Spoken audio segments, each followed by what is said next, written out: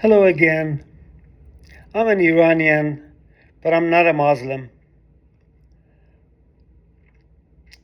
I would imagine that many of my compatriots who live in Iran or abroad are not Muslims either.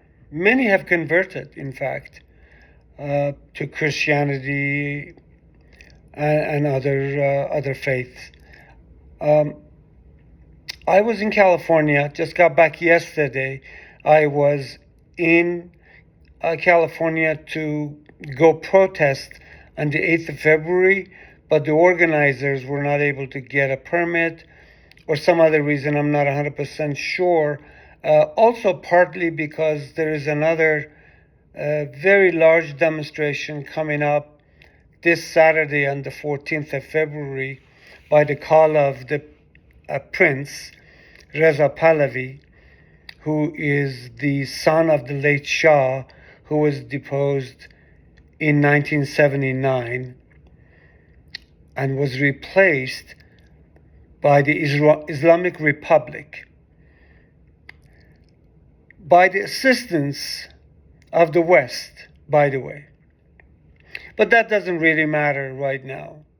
What matters is that Iranians inside of Iran have had to deal with this rogue Islamic regime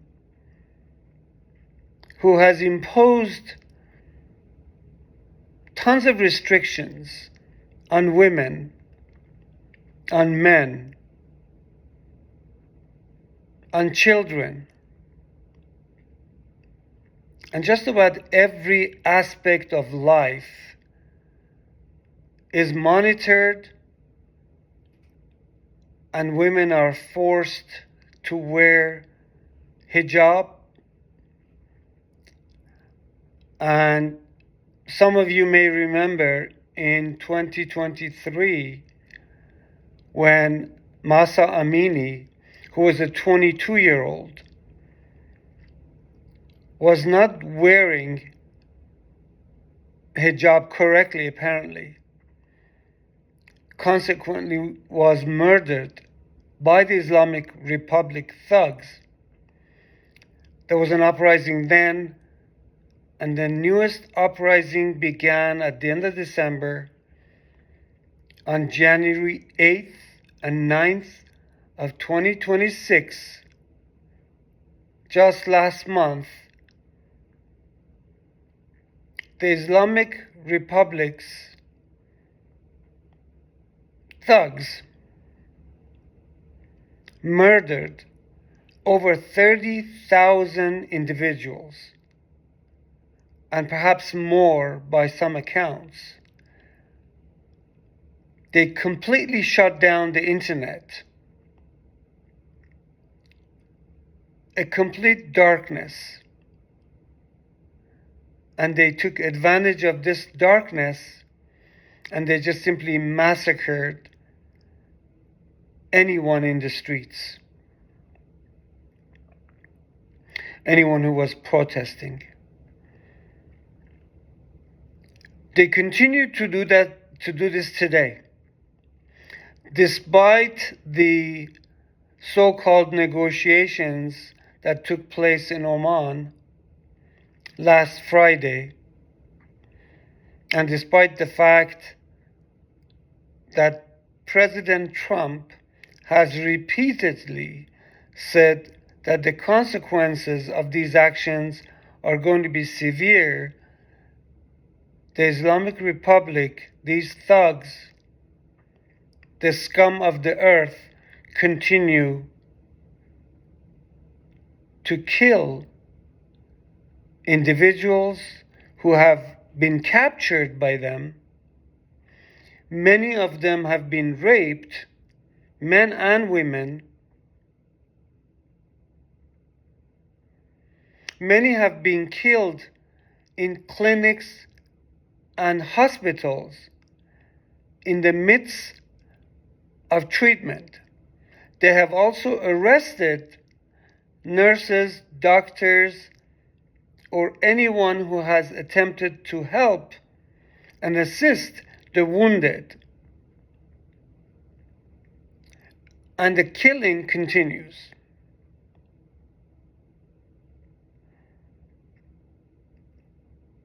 The problem that we're facing is that if this continues,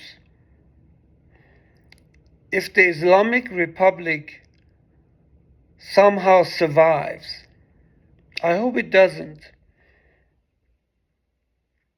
You should know, many of you know, that this ideology is to be spread all over the world.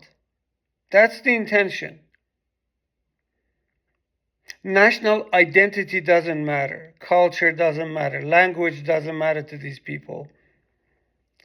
They have killed for 1400 years. They were Bedouins in the deserts of what's Saudi Arabia today.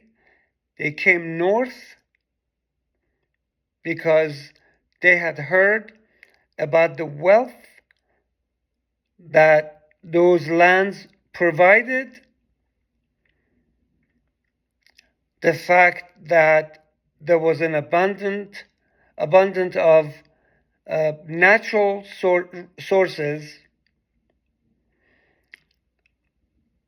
that there were people who they could use, they could rape,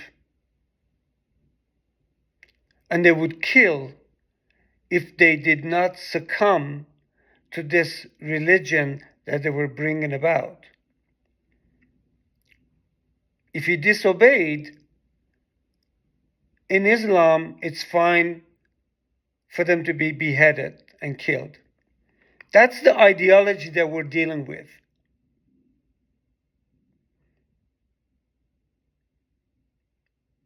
And if this continues, they will not stop.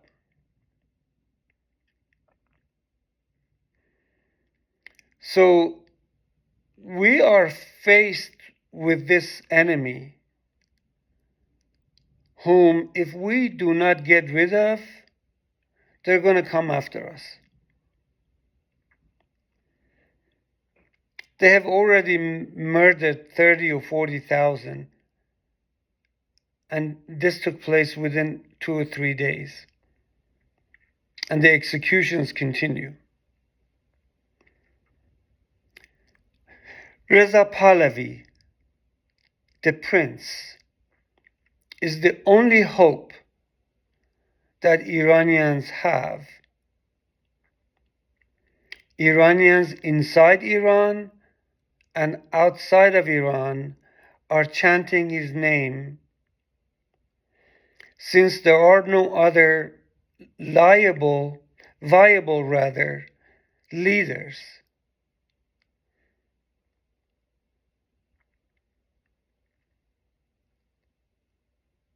He was educated in the West. He's a well-spoken statesman. And he can certainly, as he has suggested, be a leader through the transition.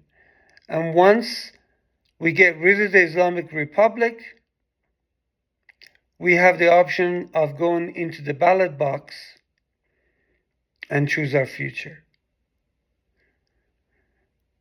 Now, we as Americans,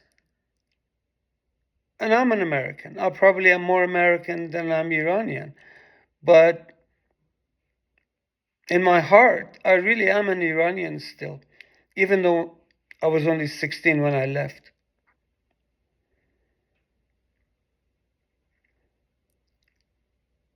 We have a responsibility, and we have to help the voices of Iranians inside and outside to be heard, so we can get rid of this regime once and for all.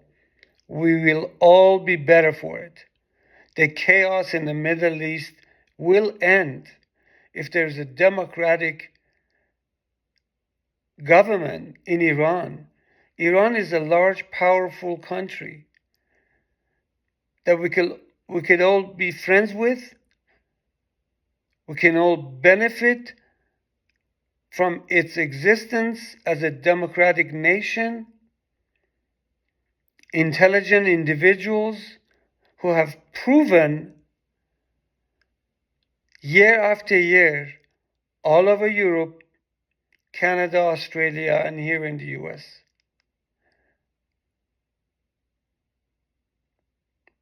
that we deserve a better life. I'm mad about what's going on, and you should be too.